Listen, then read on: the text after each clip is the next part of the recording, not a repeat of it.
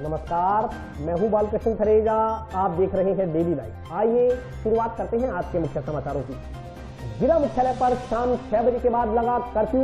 दुकानदारों ने व्यक्त की मिलीजुली प्रतिक्रिया। मौसम के अचानक पलटा खाने से जनजीवन अस्त व्यस्त। किसानों का गेहूं धूल मिट्टी से हुआ खराब। कोरोना महामारी के दृष्टिगत अदालतों का अधिकांश कामकाज होगा वीडियो कॉन्फ्रेंसिंग से। उच्च न्यायालय ने जारी किए आदेश। अधेड़ से मोबाइल छीनने के आरोपियों को पुलिस ने दबोचा। मोबाइल बरामद कर आरोपियों को भेजा जेल। पुलिस स्थापना दिवस पर मानव उत्थान सेवा समिति ने जंक्शन में किया पौधारोपण। और अब समाचार विस्तार से। राज्य सरकार द्वारा शाम 6 बजे के बाद कर्फ्यू लगाने के निर्णय के संदर्भ में दुकानदारों की मिलीजुली प्रतिक्रिया सामने आई है। पूरे प्रदेश में तेजी से पांव पसार रहे कोरोना संक्रमण की चेन तोड़ने के लिए राज्य सरकार ने आज शाम 6 बजे से कर्फ्यू का ऐलान किया है। यह कर्फ्यू सोमवार अल सुबह 5 बजे तक यानी 59 घंटे तक जारी रहेगा। हालातों में सुधार नहीं होने पर राज्य सरकार और भी सख्त कदम उठा सकती है। वीकेंड कर्फ्यू लगाने का निर्णय आगे भी जारी रह सकता है। इस कर्फ्यू के दौरान फल, सब्जी, दूध, LPG, बैंकिंग व मेडिकल सरीखी आपातकालीन सेवाएं ही आमजन को उपलब्ध हो सकेंगी। इसके बाद भी 30 अप्रैल शाम 6 बजे से सुबह 5 बजे तक जनजीवन प्रतिबंधों में ही रहेगा। वर्तमान गाइडलाइन के अनुसार सार्वजनिक, सामाजिक, राजनीतिक, खेलकूद, मनोरंजन, शैक्षणिक, सांस्कृतिक, धार्मिक समारोह, जुलूस और मेलों पर पूर्णतः पाबंदी रहेगी। इसके लिए जिला प्रशासन की ओर से पूरी तैयारी कर ली गई है। जहां जिला प्रशासन राज्य सरकार द्वारा जारी की गई गाइडलाइन की पालना करवाने में जुटा है, वहीं लॉकडाउन के बारे में स्थानीय दुकानदारों का कहना है कि पिछले साल कोरोना की मार से उन्हें काफी नुकसान पहुंचा है और अब पुनः कोरोना के आ जाने से उनका धंधा पूर्णतः ठप हो जाएगा, जिससे उन्हें 2 टाइम की रोटी के भी लाले पड़ने वाले हैं। दुकानदारों ने कहा कि गर्मियों के मौसम में अत्यधिक गर्मी के कारण ग्राहक शाम 5 बजे के बाद ही बाजार में आता है और इसी समय सरकार ने कर्फ्यू लगाने की घोषणा की है। उन्होंने कहा कि शाम 5 बजे की बजाय शाम 7 बजे से कर्फ्यू लगाया जाना चाहिए। वहीं कुछ दुकानदारों ने कहा कि कर्फ्यू के कारण उनका धंधा प्रभावित तो जरूर होगा, लेकिन बढ़ रहे मरीजों के कारण सरकार का यह निर्णय उचित है। दुकानदारों का कहना है कि हम सबको मिलकर सरकार द्वारा जारी की गई गाइडलाइन की पालना करते हुए अपनी दुकान निर्धारित समय पर बंद कर देनी चाहिए। जो सरकार ने नई गाइडलाइन शुरू की है शाम 5 बजे की, इससे हमारा धंधा चौपट हो रहा है। काम धंधा वैसे नहीं है। सरकार से हमारी निवेदन यही है कि समय को बढ़ाया जाए ताकि हमारा धंधा सही चल सके। धंधा बहुत मंदा चल रहा है हमारा। जो कल जो नया रूल से निकाला है उन्होंने शनिवार इतवार का, इससे तो धंधा और चौपट हो जाएगा हमारा। ये सरकार 2 दिन के पूरा बाजार बंद रहेगा। इसके बारे में सर हमारा ये कहना है कि ये गाइडलाइन सही जारी नहीं की है, क्योंकि व्यापारियों का काम शाम 5 बजे के बाद चलता है। इसका टाइम कम से कम 7, साढ़े 7 बजे करना चाहिए। आगे भी लॉकडाउन में हमें बहुत परेशानी हुई है। बाजार में हफ्ते में 3 दिन काम रहता है। इस वजह से व्यापारी बहुत परेशान है। हर वक्त व्यापारी को परेशान किया जाता है, बाकी किसी को परेशान नहीं किया जाता। सारी दुकान वाले परेशान है इस लॉकडाउन की वजह से। सब भूख मर रहे हैं जी, इसलिए इसको 7:30 बजे का टाइम किया जाए। व्यापारी बहुत परेशान है। इसके बारे में हम ये कहना चाहते हैं कि ये नहीं करना चाहिए, क्योंकि हफ्ते के अंदर 3 दिन काम चलता है, बाकी दिन सब मंदा रहता है। इसलिए व्यापारी बहुत परेशान चल रहे हैं जी। देखो जी, जिस हिसाब से पेशेंट मरीज बढ़ रहे हैं उस हिसाब से ये सरकार का बिल्कुल सही कदम है और मैं इसका समर्थन करता हूँ। वो तो देखो जी, अब ये पेशेंट और बढ़ेंगे तो सरकार को करना ही पड़ेगा और सही है इसके लिए। देखो बीमारी बढ़ रही है, पेशेंट बढ़ेंगे, वो ज़्यादा नुकसान है। ये अपने 2 दिन बंद करने का ज़्यादा नुकसान है। 2 दिन बंद करके फिर भी सोमवार को खोलेंगे ना दुकान, तो जो बीमारी थे, जो पेशेंट इतने बढ़ रहे हैं, बीमारी इतनी बढ़ रही है, अगर उससे अपने बंद करने से कुछ फायदा होता है तो वो बढ़िया है ना ज़्यादा। शुक्रवार को मौसम के अचानक पलटा खाने से धूल भरी आंधी तथा बरसात से जनजीवन अस्त व्यस्त हो गया। इस दौरान धान मंडी में गेहूं लेकर आए किसानों को परेशानियों का सामना करना पड़ा। शुक्रवार दोपहर को मौसम ने अचानक पलटा खाया और आसमान में अंधेरा छाने लगा। साथ ही धूल भरी आंधी चली और भारी गर्जना के साथ बारिश शुरू हो गई। इस दौरान जिला मुख्यालय पर करीब 1.5 घंटे तक हल्की बारिश का दौर जारी रहा। धूल भरी आंधी चलने से जहां वाहन चालकों व राहगीरों को परेशानी उठानी पड़ी, वहीं धान मंडी में अपनी फसल लेकर आए किसानों को भारी दिक्कतों का सामना करना पड़ा। टाउन तथा जंक्शन की धान मंडियों में अपनी गेहूं बेचने के लिए लेकर आए किसानों ने बताया कि वे पिछले कई दिनों से धान मंडी में डेरा डाले हुए हैं मगर बोली के लिए उनका नंबर नहीं आ रहा। किसानों ने बताया कि जब से सरकार ने सरकारी गेहूं की खरीद ऑनलाइन की है तभी से समस्याएं बढ़ गई हैं। उन्होंने कहा कि इसके लिए किसानों को पहले पंजीकरण करवाना पड़ता है, उसके बाद कोरोना गाइडलाइन के चलते उनका कई दिनों के बाद नंबर आता है। इस बीच बारदाने की कमी भी परेशानी का सबब बनी हुई है। किसानों तथा आर्थ व्यवसायियों ने पूर्व की भांति गेहूं की खरीद ऑफलाइन करने की मांग की है। इस दौरान आज आई बारिश से धान मंडी में पड़ा किसानों का गेहूं भी गया तथा धूल भरी आंधी से गेहूं में मिट्टी समा गई। पीड़ित किसानों ने पर्याप्त मात्रा में बारदाना उपलब्ध करवाने तथा गेहूं खरीद का पैटर्न चेंज करने की मांग की है। शुक्रवार को आई अंधड़ तथा बारिश के कारण फसल की कटाई का कार्य भी प्रभावित हुआ। कई जगह धान मंडियों में खुले में पड़ी किसानों की कृषि जींस भीग गई। किसान बेमौसम हुई बारिश से गेहूं की फसल भीगने से उसमें नमी आ गई। किसानों को अब अपनी फसल दोबारा सुखाकर मंडी में लानी पड़ेगी। ये बरसात होगी, खराब होगी, कणक निकल जाएगी। हो गए यार 5 दिन हो गए बैठे ये पता नहीं तो फोड़ी नहीं आई, कुछ नहीं आया। कितने निकल गए कणक खराब हो जाएगी, कणक खराबी हो जाएगा। बाहर कणक पई है सारी तरफाड़ा के दिन होता पानी बरसात आ गई, कणक बहुत खराब होगी, कर जू कोई तुल दी नहीं। फिर उन्होंने गवर्नमेंट मुझे पता 500 कट्टा दी, 500 कट्टा कणक कैसे तुल दी पता एक हफ्ते तो 500 कट्टा तुल दी देनी की चालू है ठीक है कट्टे देन तो फेर ही हम भी तुले कणक फिर तुलदी नहीं अपने सामने पई आ तुलदी है नहीं। कणक लेके आए जी 5-6 दिन हो गए ढेरी अपने सामने 5-6 दिनों की कहते बारदाना नहीं उपलब्ध हो रहा, उवें पई है 5-6 दिन। अज होर भी कणक लेके आए हैं, उस तो मौसम भी खराब आ, मीह नेरी भी शिकायत आ। ये कोई स्पष्ट गाइडलाइन नहीं जी पता इस चीज़ का, पर बहुत मतलब परेशानी हो रही है। अज पिछले सालों की गवर्नमेंट हथों हथ तोड़ लगी सी, उस चीज़ की बहुत दिक्कत आ रही है। बारदाना नहीं उपलब्ध नहीं हो रहा। नुकसान जी इतने शैड थले आ गई वह तो हम कोई नुकसान नहीं, पर जो खेतों च वढ़न आ गई उन्होंने बहुत ज़्यादा नुकसान अद्धों अद्ध नुकसान हो गया। सरकार को अपील हुई है भी बारदाना उपलब्ध कराओ, समय सिर इनू जी कणक पिलाओ, किसान आपके घरों जान पिला के इतने 10-10 दिन 20 दिन बैठे कोरोना का टाइम आपके घरे जान भीड़ भाड़ को बच के रहन। चारों तरफ ढेर लगे पड़े फसल के और खेतों में भी फसल पड़ी है, और यहाँ जो फसल है वो बारिश के मौसम में ख़राब हो रही है। और ऊपर से कोड में खाद ऑनलाइन जो खरीद की है उससे माल भी लेट तुलेगा और चारों तरफ अव्यवस्था का माहौल है। इसलिए सरकार को ऑफलाइन खरीद करते हुए जल्दी से जल्दी इसकी खरीद कर किसानों को राहत प्रदान करनी चाहिए। प्रदेश में बढ़ रहे कोरोना संक्रमण के दृष्टिगत उच्च न्यायालय ने अदालतों का अधिकांश कामकाज वीडियो कॉन्फ्रेंसिंग के जरिए संपन्न करवाने का निर्णय लिया है।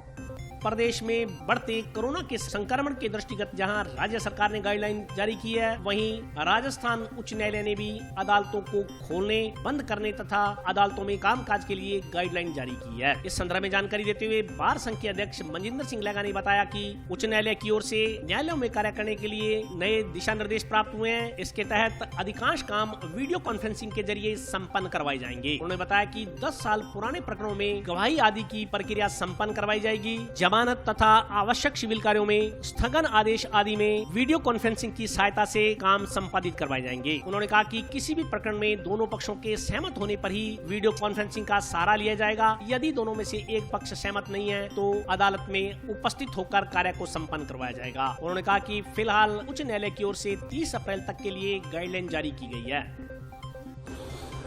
कोरोना वायरस के चलते जो कोरोना वायरस का बढ़ता हुआ प्रभाव चल रहा है, उसके चलते माननीय उच्च न्यायालय द्वारा न्यायालयों में कार्य करने हेतु कुछ नए दिशा निर्देश जारी किए हैं, जिसके तहत ज़्यादातर कार्य वीडियो कॉन्फ्रेंसिंग के जरिए करने की आवश्यकता पर जोर दिया गया है।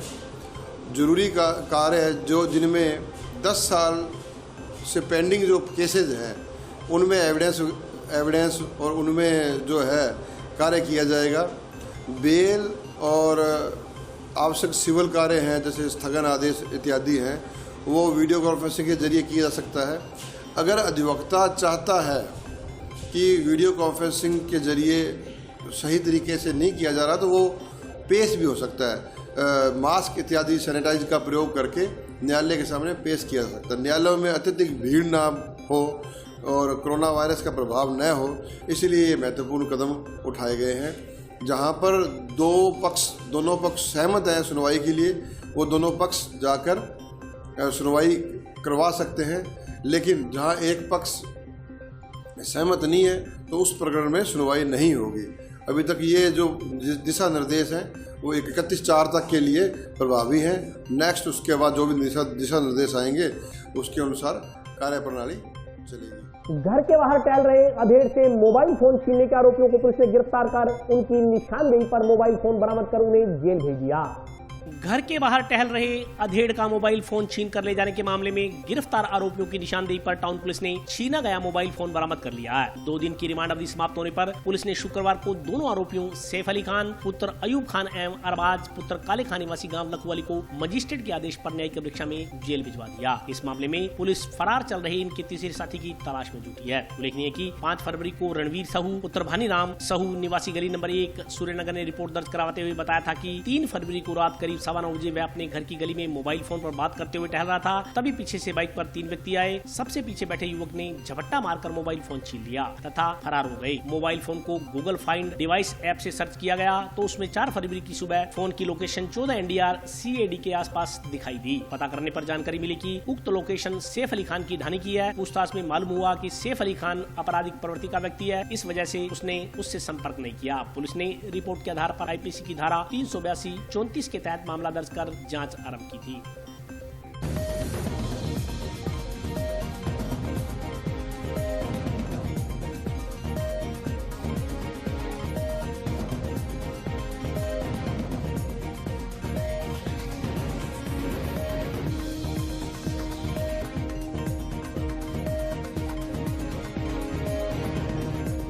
दिनांक 5/2/2021 को परिवादी रणवीर सहू अध्यापक ने रिपोर्ट की थी कि मैं 3 तारीख को अपने घर के सामने टहल रहा था, तब 3 लड़के जो मोटरसाइकिल पर सवार होकर आए थे मेरा मोबाइल छीन कर ले गए, जिस पर मुकदमा दर्ज करके अनुसंधान किया गया। और उसी दिन 2-3 जगह मोबाइल चोरी की और घटनाएं हुई, इसी प्रकार की घटनाएं थी, उनके संबंध में भी अनुसंधान किया गया। तो इस दौरान जो मोबाइल छीना गया था उसकी CDR EMI CDR वगैरह निकाली गई और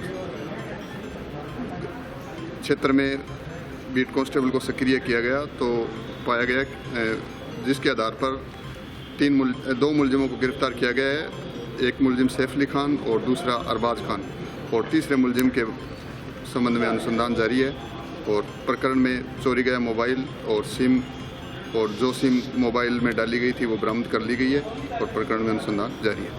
हाँ, सैफ अली खान के विरुद्ध पूर्व में 9 प्रकरण दर्ज है और अरबाज खान के विरुद्ध पूर्व में 5 प्रकरण दर्ज है।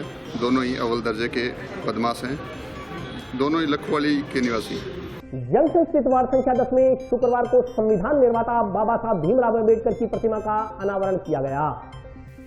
जंक्शन के वार्ड 10 स्थित अंबेडकर पार्क में बाबा साहेब डॉक्टर भीमराव अंबेडकर की प्रतिमा का अनावरण शुक्रवार को किया गया। प्रतिमा का अनावरण नगर परिषद निर्माण कमेटी के अध्यक्ष सुमित रिणवा ने किया। कार्यक्रम को संबोधित करते हुए उन्होंने कहा कि चुनाव से पूर्व उन्होंने सभी वार्डों को विकसित करने का जो वायदा किया था, उसी क्रम में आज भीमराव अंबेडकर की मूर्ति का अनावरण किया गया। उन्होंने जानकारी दी कि शहर के सभी वार्डों के पार्कों का सौंदर्यीकरण करवाया जा रहा है। बाबा साहेब की मूर्ति लगने से इस पार्क की सुंदरता और भी बढ़ गई है। उन्होंने मौजूद वार्डवासियों से मिलजुल कर पार्क का रख रखाव व देखभाल करने का आह्वान किया। इस मौके पर किशन कुमार, मनीराम मेघवाल, परितोष सारस्वत, प्रेमा देवी, लक्ष्मी देवी, प्रवीण कुमार, देवानंद, मुन्ना अठवाल, राजेंद्र सिंह, गुरनाम सिंह, वीना नागपाल, गौरव सिंह, राम गोपाल, इकबाल गिल सहित अन्य वार्डवासी मौजूद रहे।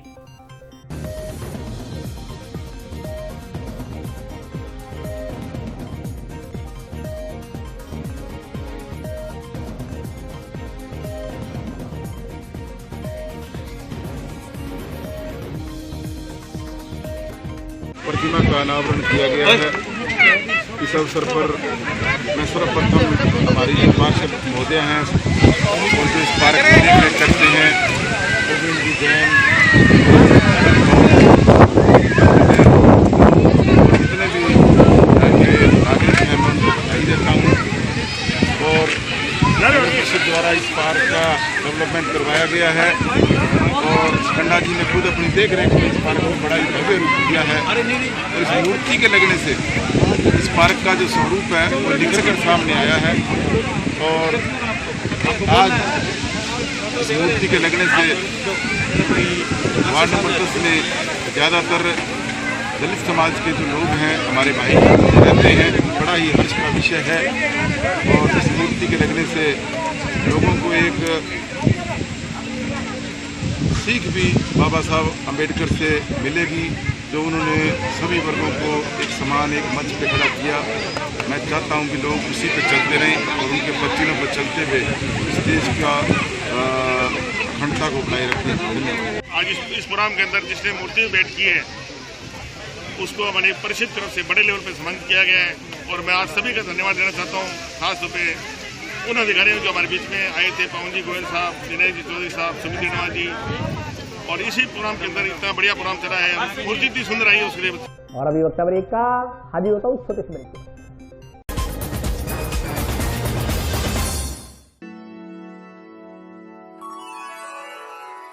यूं तो कई बार मुझे हंसते देखा है, पर ये हंसी कुछ और है। ये गहना मुझ पर जचता है, पर ये महज एक गहना नहीं, ये रूपरेखा है मेरे मन की, हंसती खिलखिलाती लहरों की, जो आतुर थी अब तक मुझ पर सजने को। इसलिए ये गहना ही मेरा सच्चा श्रृंगार है, श्रृंगार है, श्रृंगार है।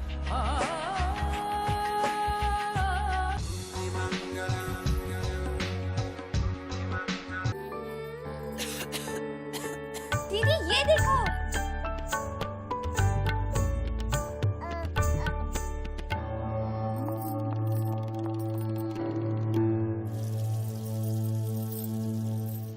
नोवेल कोरोना वायरस बीमारी को फैलने से रोका जा सकता है। खांसी और छींक के बाद और बच्चे को छूने से पहले अपने हाथों को साबुन से धोकर इसे फैलने से रोक सकते हैं। वो डॉक्टर साहब हैं? भाई साहब खांसी और बुखार था, सोचा चेक करवा लूं।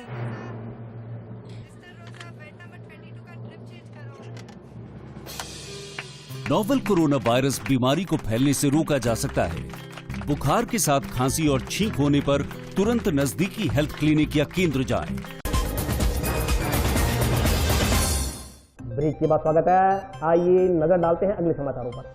नगर परिषद द्वारा शुक्रवार को टाउन स्थित सेक्टर नंबर 3 में अवैध अतिक्रमणों को हटाया गया। नगर परिषद द्वारा अवैध अतिक्रमण के खिलाफ चलाए जा रहे अभियान के तहत शुक्रवार को टाउन स्थित सेक्टर नंबर 3 में अवैध कब्जों को हटाया गया। इस संदर्भ में जानकारी देते हुए नगर परिषद के सहायक अभियंता वेदपाल सिंह गोदारा ने बताया कि सेक्टर 3 में प्लॉट नंबर 81 व 82 के बीच में 26 बाई 90 की एक जगह पड़ी थी, जो कि नगर परिषद की थी, लेकिन कुछ लोगों ने उसे अतिक्रमण कर खुद के अंडर में ले लिया था। इस दौरान नगर परिषद आयुक्त श्रीमती पूजा शर्मा द्वारा मौके का निरीक्षण कर अवैध कब्जा होना पाया। तब उन्होंने नगर परिषद अधिकारियों को निर्देश देते हुए उक्त अतिक्रमण को हटाने के निर्देश दिए। इस पर निर्देशों पर अमल करते हुए आज उक्त कब्जे को ध्वस्त कर दिया गया। उन्होंने कहा कि भविष्य में भी यदि कोई नगर परिषद की भूमि पर अतिक्रमण करेगा तो अतिक्रमण ध्वस्त करने का अभियान नगर परिषद द्वारा जारी रहेगा।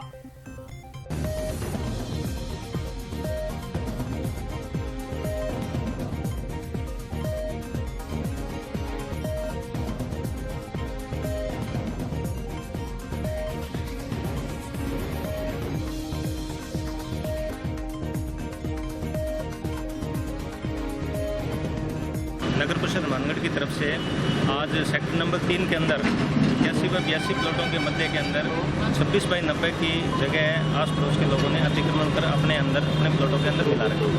तो हमारे चेयरपर्सन मैडम ने इसका दौरा किया और उन्होंने अतिक्रमण को पाया। तो आज उनके कमिश्नर मैडम के आदेश के अनुसार आज हमारी जो टीम है नगर परिषद मानगढ़ की, इस अतिक्रमण को ध्वस्त कर दिया गया है। और आगे भी अगर इस तरह की कोई भी यहाँ पे अगर कोई भी अतिक्रमण करता हुआ पाया जाता है तो हम उसको डेफिनेटली उसी दिन हटा देंगे और आगे से कोई भी अतिक्रमण नहीं होगा। गांव मक्कासर में ग्रामीणों ने आज मच्छरों तथा मलेरिया से बचाव के लिए नालियों में काले तेल का छिड़काव किया। गांव मक्कासर में गांव की सभी नालियों में काले तेल का छिड़काव किया गया। ग्रामीणों ने बताया कि गांव में मच्छरों का प्रकोप है। मच्छरों के प्रकोप से बचाने के लिए नालियों में काला तेल डालने का अभियान चालू किया गया है। उन्होंने कहा कि जमा पानी पर काले तेल के छिड़काव से पानी की ऊपरी सतह पूरी तरह से तेल से ढक जाती है। इसके चलते मच्छर पानी की ऊपरी सतह तक नहीं पहुँच पाते और डेंगू के मच्छरों का प्रजनन की प्रक्रिया भी रुक जाती है। उन्होंने कहा कि काले तेल की सहायता से डेंगू जैसी जानलेवा बीमारियों को पनपने से रोका जा सकता है। ग्रामीणों ने सभी से अपील की कि वे अपने घर के आसपास पानी जमा न होने दें तथा सफाई व्यवस्था बनाए रखें।